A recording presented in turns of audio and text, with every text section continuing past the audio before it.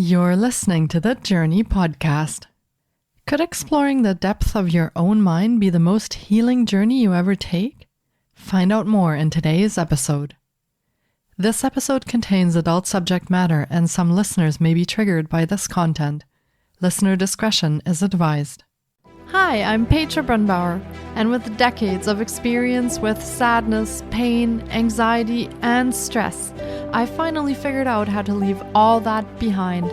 And this podcast shows you how to break free permanently so you can reclaim your sanity and find the self-esteem and energy to go after the life you desire. With real talk about mental health, holistic healing, and the tough journey of coming out the other end. This is the Jōrni Podcast. Welcome to today's episode. We rarely hear what psychoanalysis feels like from the inside, what it means to return to the same room week after week and begin to uncover the patterns that have shaped how we move through the world.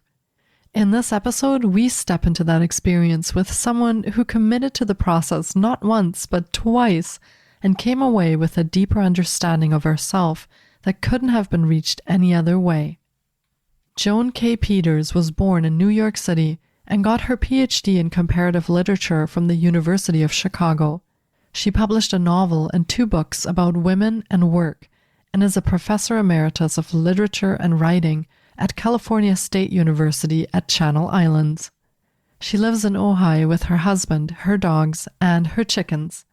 Her new book is Untangling, a memoir of psychoanalysis. Here is my interview with Joan K. Peters.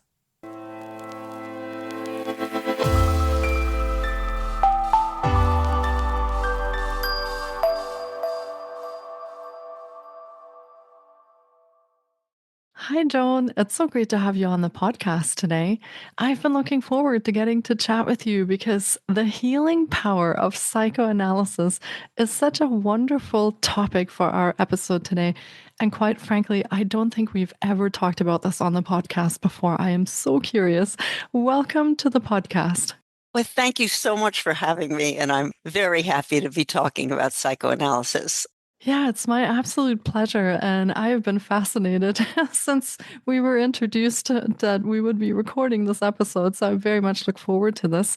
And for starters, Joan, would you like to share a little bit about yourself, maybe your journey as it connects to what we'll be talking about today, and a little bit about what it is that you do today so our listeners can get to know you a little bit? Very good. Yes. Well, I started psychoanalysis when I was 27 years old, and I was a college professor. I taught college all my life, and it had nothing to do with psychoanalysis. I taught English, loved it. That wasn't a problem. But I had these nightmares a nightmare that would wake me up every night screaming. Not every night, but a lot. And finally, my partner, who I was living with at the time, said, people don't have to wake up screaming every night. You should see somebody. And I thought that made sense. And I went to find a therapist, and I found I didn't know it, but I happened to find a therapist who was in training to be a psychoanalyst.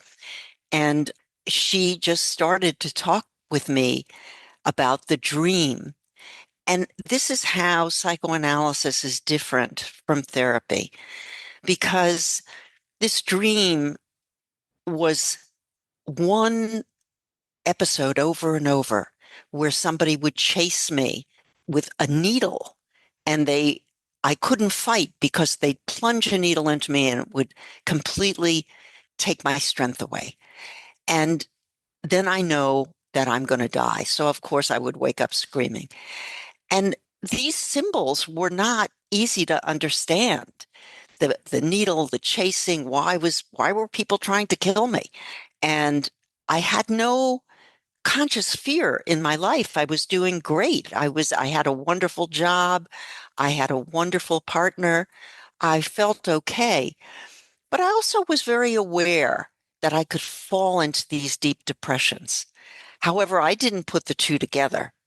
It just seemed to me that Everybody has something. Maybe you have a migraine, maybe you have a backache. Well, I had nightmares, big deal. And also insomnia because they would wake me up. So I went I went to the therapist and talked more and more about this dream. And little by little, she began to ask questions and send me to my mother and my family to ask them questions. And it was like being in a Sherlock Holmes movie. Little by little, we uncovered what had happened to me that involved, in fact, those very needles that I was not aware of.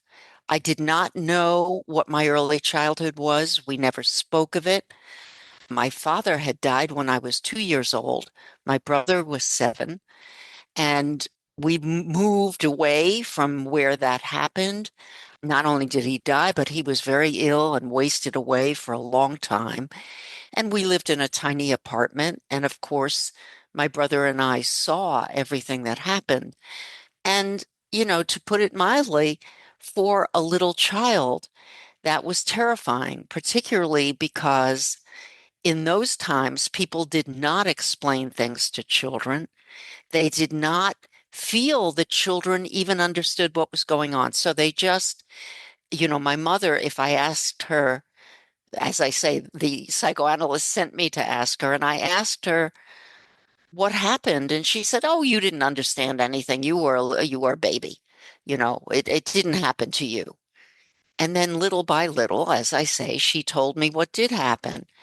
And one of the things that happened is, and this was it took about 5 months of talking about this and interviewing my family to discover that my mother had given my father needles of morphine every day as he was dying. And I saw all of this. And that's what the symbols were. And the dream, as we began to explore more, was really about all the ways that I did see what was going on. And it impacted me. It terrified me. It saddened me. This father who I knew was wasting away and dying. And even a little child can see that. Maybe you don't know exactly what it all means, but you know that this father has disappeared and that he's suffering. So that was how it all unfolded at the beginning. But what made it psychoanalytic in a way is that I couldn't reach into the dream just thinking about it. She invited me little by little to lie down on her couch and to begin to free associate. And that's what took us into my childhood. I don't think I could have thought my way into understanding the impact of that childhood. And in all of that was the source of my depression. Because one of the things that happened also is that my poor 26-year-old really, really was overwhelmed and financially terrified. And she told me that 1 week after my father died, she had to go find a job. She was back modeling coach. She was a model in a showroom, and she worked 8 hours a day and then commuted another hour. And suddenly I was without a mother as well. And she had 2 children to take care of, and she couldn't really earn enough money. So it was a very, very upsetting time for her. And she was not warm and maternal, and she didn't help us to go through the grief and the loss, and she didn't give us the comfort that we needed. And that was a very difficult childhood, which I now understand to be trauma. I always thought trauma was being locked in the basement or being starved or something awful. But really, it can be something as simple as not having a maternal presence or a paternal presence or someone to interpret what's happening. You have to explain to a child in a child's terms and make them feel secure. And my mother didn't do that. She was herself so terribly insecure. So for me, therapy wouldn't have worked. It wouldn't have gotten down into the root of the dream. Well, not everybody has a nightmare. I mean, but you can start anywhere and take your problem, whatever it is. Usually it is depression, and get to the root of it if you have a therapist who can move into psychoanalytic areas when it's needed. So I was lucky that she was in training to be a psychoanalyst. And that's how it began for me. I would have to say I stumbled into it, but it proved absolutely miraculous to me. It opened up a whole world of understanding, and it gave me myself, if that makes sense. It gave me an understanding of where I came from, of what happened, of why I would plummet into these terribly sad places, and how that was related to the losses and the lack of comfort as a very small child. I mean, lucky for me, I had an older brother who was very loving and very comforting, but he was a little boy and could only do so much. But we did have each other and we remained close to each other. And that helped me from, I think, being really isolated. So, there are ways that you can continue to grow, even if you don't have some of the essential elements. You can find them elsewhere outside your family. So, psychoanalysis became my mainstay growing from my 20s to my 30s. And I feel like it gave me a freedom, it gave me an understanding, and I was so much more secure in who I was and what I needed and what I wanted. So, yeah, that's how it started for me. Wow. Thank you for sharing that, Joan. And there are so many things to unpack in what you just shared with us. And one thing that stands out sort of beyond your childhood journey and into adulthood and then finding psychoanalysis is how actually quite different it is from what a lot of us would just call traditional talk therapy. And as you said, you wouldn't have been able to think your way into the stream and down to the root causes of your depression. So by the sounds of it, this is very different than when we go to therapy and the therapist sort of asks us, what do we think or how do we feel or how do we look at certain things. This looks like a very action oriented approach where you get sent to ask questions or you get sent to dig into certain things and then you find a lot of those missing pieces that you otherwise would have never even remembered. So this is an extremely interesting approach, and I could see how this could be very healing and freeing once you're making your way through this process and you're actually finding these different pieces of yourself. So thank you for sharing that and giving us this look at what psychoanalysis is for those listeners who may have actually never heard of that. Now, you even went a step further after this, and you, as you retired, put all these experiences into a book. And would you like to share with us what that book is called and then how that connects together with your psychoanalysis experiences? Yes, thank you. My book is called Untangling, a memoir of psychoanalysis. It includes the psychoanalysis that began when I was 27 years old. And by the way, I really didn't know much about the unconscious. But what happened as we discovered the root of this dream and what the dream was, I didn't get into it, but she interpreted why I felt so pursued by killers. Where did that come from? And she was able to reconstruct how a 2-year-old would have put together what I had been seeing And no one had explained to me, or, the way any of us would, daddy's very sick and, you explain and he can't play anymore. And all of those things that are so common now that weren't common when I was growing up. And going back into that really felt like I was untangling all kinds of ideas that had gotten tangled in my unconscious. And once we deciphered what the dream was about, it disappeared. I didn't have the nightmare anymore. And that's just almost a simple way. That's a symptom.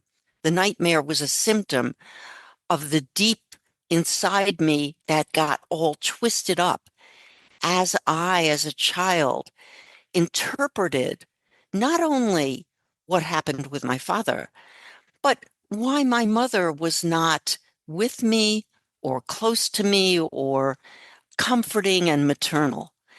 And again, this was all an exploration through dream interpretation, through free association. Again, you can't think your way into it exactly. But for me, it allowed me to discover the unconscious and how that's the wizard in the back of your mind controlling everything.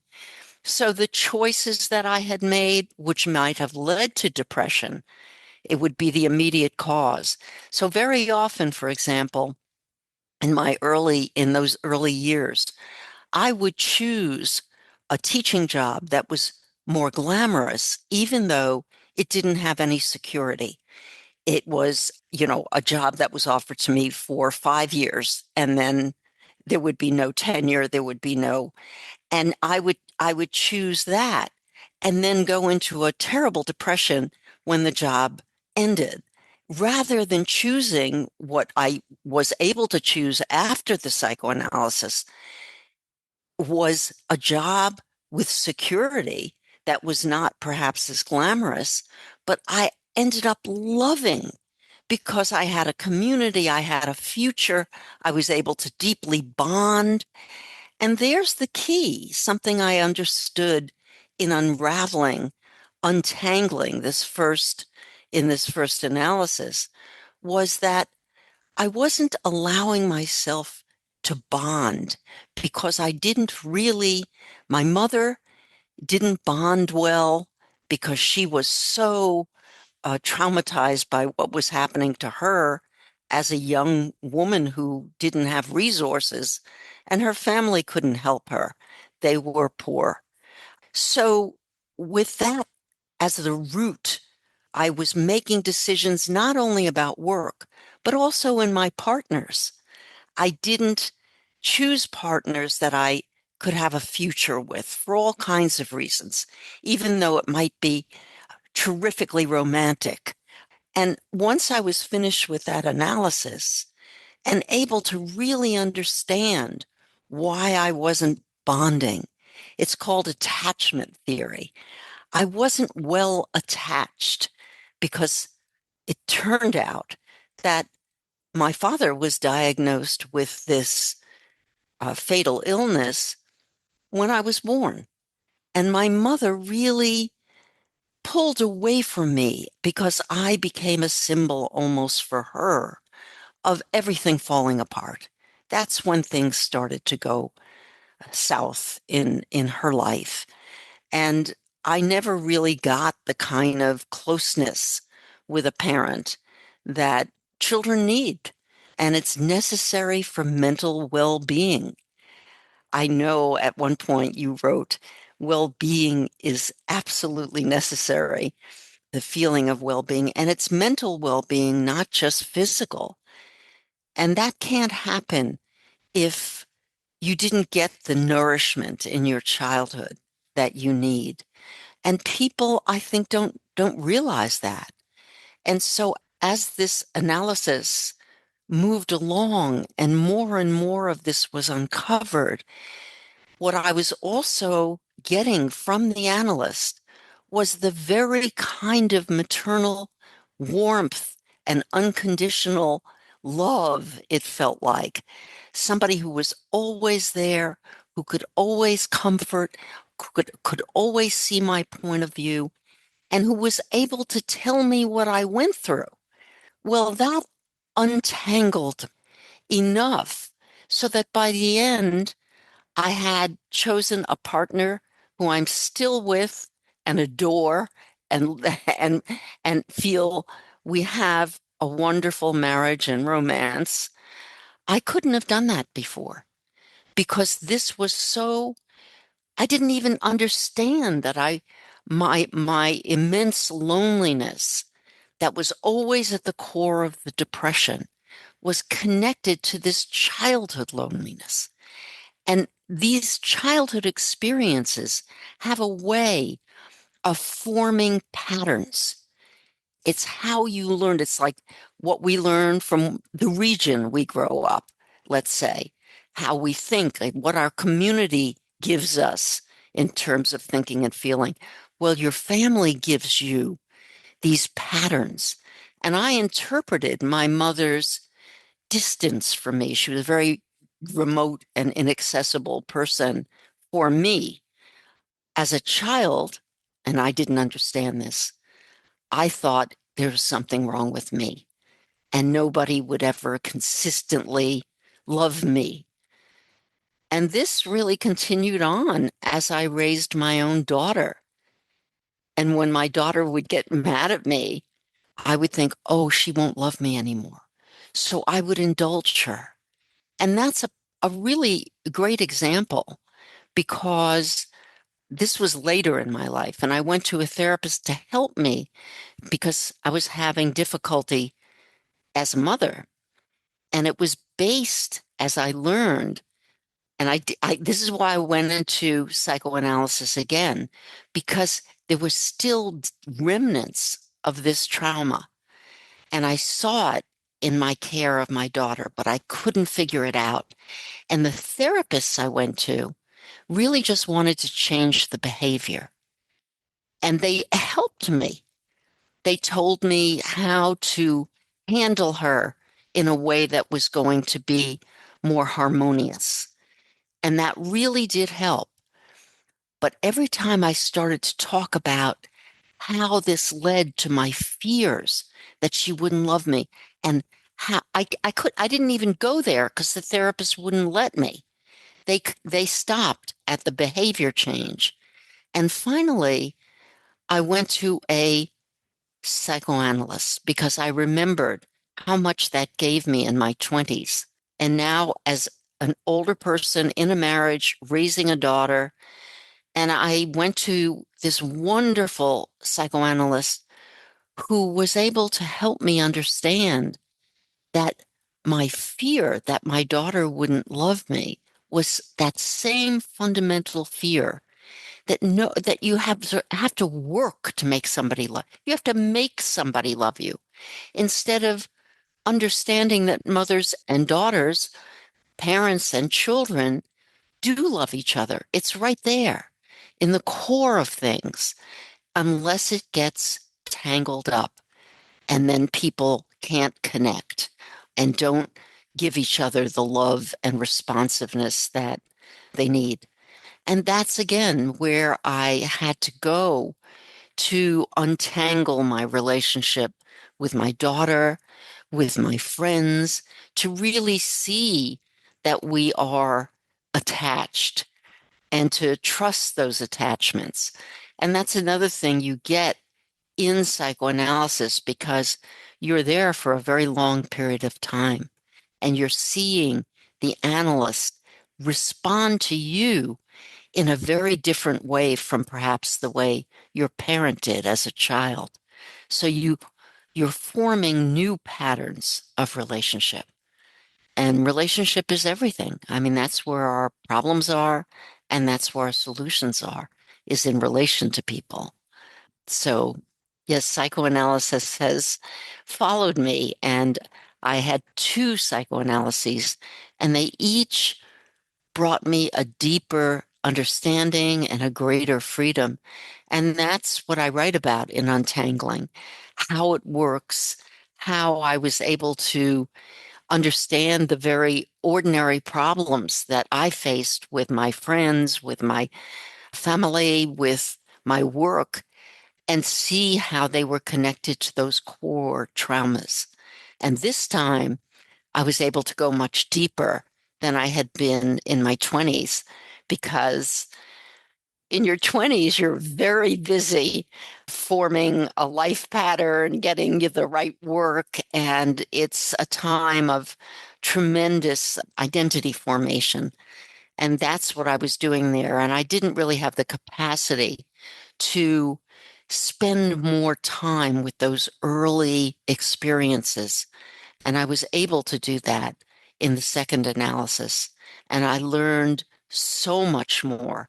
That's where I learned, and I write about it in the book, what the emotional experience of going through that childhood, what it meant, for example, to completely cut off what had happened to me before I was 5 years old, and to take it into the understanding of what I made, what meaning I made from that cutoff, what it means to be silent, which families often are, about problems, and feeling there was a taboo. I could never ask a question about this father who died. He no longer existed. We had no information about him. And so your unconscious begins to spin its own tale about what happened and why. And it can get very frightening and very gloomy. And I think I learned about what that was, and also what it felt like to be my mother's child, and to really re-experience that in the comforting presence of a psychoanalyst who could be there with me every step of the way. So that's what untangling is about. Yeah. Thank you for sharing that. And what is it that is your hope that readers take away from your book? I feel like you were really vulnerable and really opened up in your book about a lot of personal and just deeply, deeply personal experiences that you had. So what do you hope that readers take away after they've read your book, maybe for themselves or their own healing journey or even psychoanalysis? What is it that you're hoping for?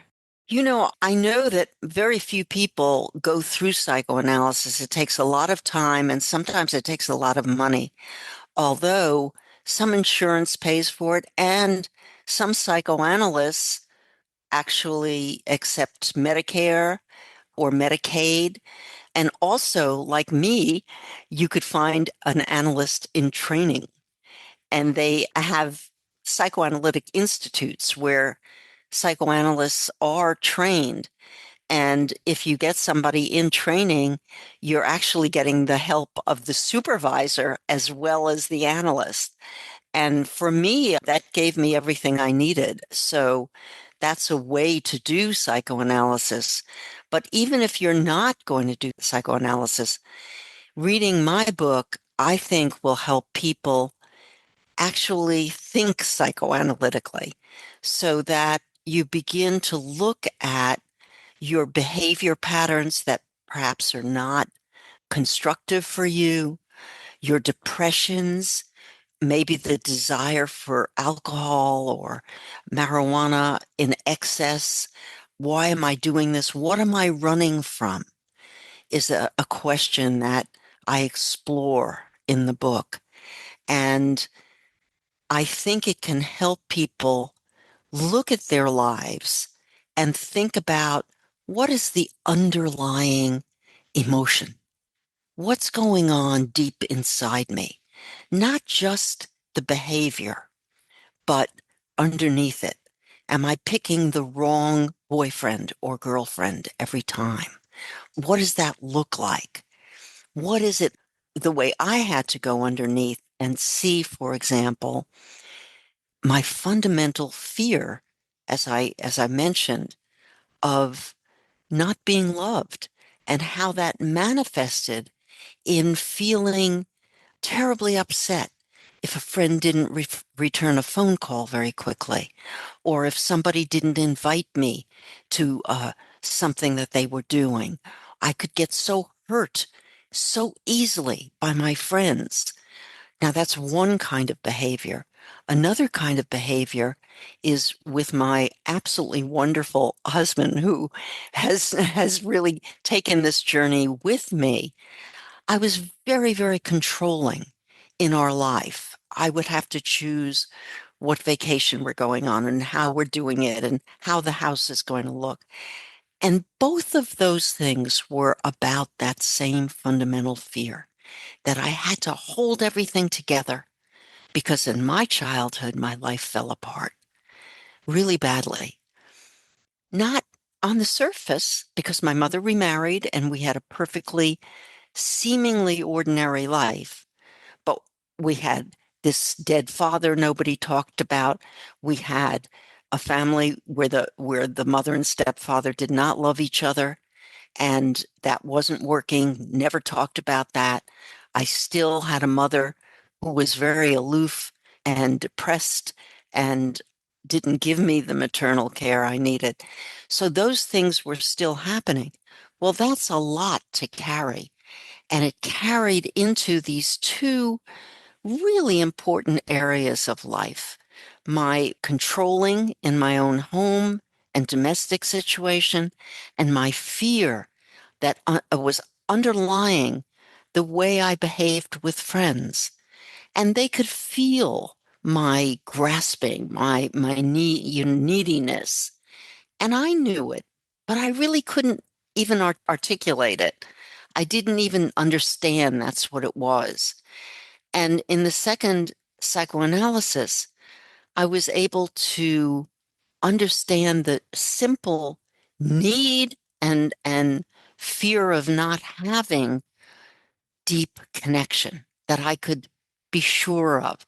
Well, you can never be sure of any connection forever, but to just assume that people are going to love you back and need you back and want your friendship and want your romantic connection. And that was something I had to go deep inside for. It wasn't something I could think my way out of or just change the behavior pattern because it would crop up, the symptom would crop up in another way.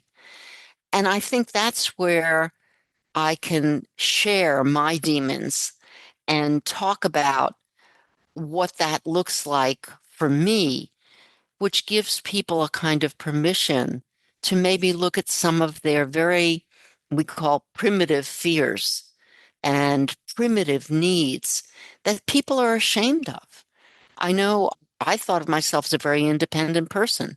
The idea that I would have those dependency needs with friends or that I had to control my life in order to feel independent, that I really didn't feel independent deep down, and to look at some of those what we think of as shameful needs and fears.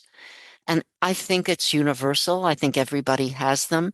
And I think a lot of people don't get their primitive needs met and don't get everything that equips them to make really healthy choices and healthy connections and to be able to enjoy life fully with friends and work and family without operating from the twisted, tangled emotions that happen when you're a child and you don't get the nourishment. Yeah, and so much of what we carry with us as adults, maybe even the majority, is based in our childhood and the experiences we had in our childhood. So I find as you're talking about psychoanalysis that this could be just such an interesting path for our healing journeys whether this be around mental health or anything else that we're experiencing in life that has challenged us, or nightmares as you experienced, that this could be a really interesting path to begin that healing and to untangle, as you said, some of those things that we might not even be aware of that are tucked away in our unconscious that we don't even consciously know are there. So sounds like a wonderful approach to that, even though it might take a little bit of extra time and then there's a cost involved as well. But you have offered some tips on how people could navigate that as well. Now, if our listeners are curious about psychoanalysis and they would like to maybe try that for themselves, and they have possibly even read your book and learned some things in there as well, do you have any advice on how they can go about finding a good therapist that provides psychoanalysis? I imagine that that might be a little bit of a tricky thing if we don't know much about it. Yeah, I think it is tricky. It turns out it's not terribly difficult. For one thing, there are many therapists who are psychoanalytic psychologists. And so you can I never, you think psychoanalysis requires that you go every day or something like that. I never did that. I'd go twice a week, once a week. If things were very difficult, maybe 3 times a week, once in a great while. But you can find a therapist who is psychoanalytically oriented by looking, for example, Psychology Today magazine has Find a Therapist. And that's a wonderful resource because you can find somebody, you filter for your region, your locale, and you can read up on every therapist who's available. And if they are psychoanalytically trained, it will indicate that in their description of their work, they will refer to the institute where they were trained. And psychoanalysts go through that training or have some of that training or are in training. And otherwise, you can even find a psychologist who is psychoanalytically oriented, a clinical psychologist. And that can give you the kind of depth work that you need, and you can change not just the behavior, but you can change yourself. And that's what's so thrilling. I always suggest when people ask me that they interview at least 3 different psychoanalysts or psychologists or therapists, because there's a tremendously important connection. And you have to feel, what we usually say is there has to be a chemistry. You have to feel safe with that person. You have to feel there's a chemistry between you, that there's a rapport, that you feel good. You feel good in the presence of that person, and that what they say is making sense to you and making you feel like you will be understanding more. And I mention this, it's why I think it's so important, because if you just go to one person, you think that's what a therapist is, that's what therapy is. And it's really like choosing a friend or a lover. And you want to compare. This is where comparative shopping actually really pays off, because then you're forcing yourself to make a choice, and you become aware of why you're choosing one of those people. Interestingly for me, for example, my first therapist, and I thought I was just going to therapy. She was just a therapist, but she was 4 months pregnant. And she told me that, which would mean that she was going to have to take a maternity leave. And, that's not a great thing if you're just starting therapy. But I think part of what I was drawn to is her maternal quality. And the fact that she was pregnant just added to my sense that this would be a maternal person for me. And I needed that. I didn't know I needed that in my life. I wasn't drawn to maternal people. I did not choose. I chose male mentors in my work towards my PhD. I did not choose. First of all, there were very few women at the time who could do it, but one offered, and I didn't choose that. But in therapy, my unconscious chose what I needed, and I made a great choice. And I don't think I would have necessarily, she wasn't the first person I interviewed. So I do really advise people to talk to different people and see where that leads and try for a few weeks. And if it feels like it's working, stay with it. If it doesn't, pull out and find somebody else. But I think that it is something that you have to trust your instincts about. Yeah, that makes a lot of sense since you're building quite an intimate relationship where you will be sharing a lot of details out of your personal life, your how you're feeling, behaving. So I can definitely understand how it's really important to find someone that feels good for you to work with. So thank you for sharing those tips. And And I would add something there mhm, that it's not just feeling good, but with my first analyst, she was from a very similar background, and we shared a language because we came from a very similar community. With my second analyst, she was very different from me, very different background. I'm from New York City. She was from the Midwest. However, we shared, in addition to just liking her, we shared some very important things. You have to figure out what is important to me. Well, one thing is that she was a mother because some of my issues were coming up in how I was mothering. And it wasn't really about behavior. I was am a pretty dedicated mom, and I loved mothering, but I could feel my own issues bubbling up, my own memories bubbling up in mothering my child. And some dark places were coming up, and I didn't know what to do with them. Well, she was not only a mother, but she was an adoptive mother like me. So we had something in common. We were also both professional women with PhDs who were in competitive professions, and we understood that about each other. So there were these fundamental issues. We had both chosen to live in a small town, having come from a city, and were finding certain challenges in making such a change. So there's a commonality that you want to look for or feel that this is somebody who can understand my environment, my choices, my domestic life, and that's important too.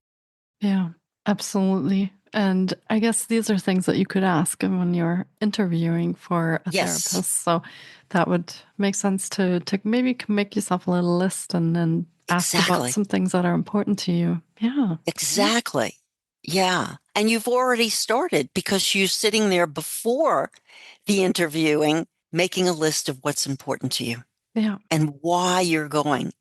Even though the truth is you find out why you're going after you're in it for a while, maybe a year or two. I thought I was going because I was facing retirement. That's scary because I wanted a better relationship with my daughter. Turned out that it was all about my childhood experience and my trauma, and that's what was affecting my fear of retirement and my relationship with my daughter.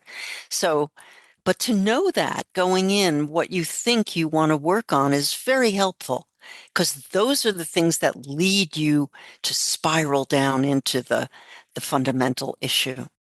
Yeah. Well, thank you for all of this knowledge and wisdom that you have shared with us today. And we, of course, will be linking to Joan's website for additional resources. We will be linking to her book as well. So if you're interested in reading about the psychoanalyses that Joan went through and sharing her experience. If you're curious about that, make sure that you pick up her book and you have a read and see how that feels for you. And maybe psychoanalysis is something you'd like to try. And Joan offered up some very, very good advice and insights on how to choose a therapist, where you can find a therapist, and also some of the things to maybe prepare in advance. But this could be a path that helps with, like we touched on, any nightmares, mental health challenges, physical health challenges. A lot of those things are all related to our unconscious, and we just don't know how that's all connected until we start digging into that and we start finding those connections.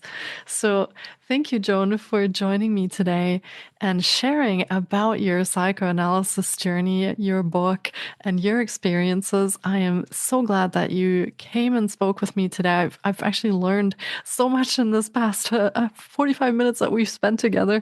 It has been an absolute delight, and I feel very privileged listening to your story and your insights on that. Thank you so much for being here today. Thank you so much for having me. Yeah, it was my pleasure. And listeners, go pick up Joan's book, have a read. And if any comments, please let me know. If there's anything curious that you come across, anything in your life after you've tried psychoanalysis, we'd love to hear about it. Get in touch on the Jōrni Podcast and let us know.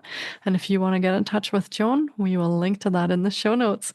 Thank you so much, everyone, for tuning in today. Thank you, Joan, for sharing your story. And take care, everyone. Bye.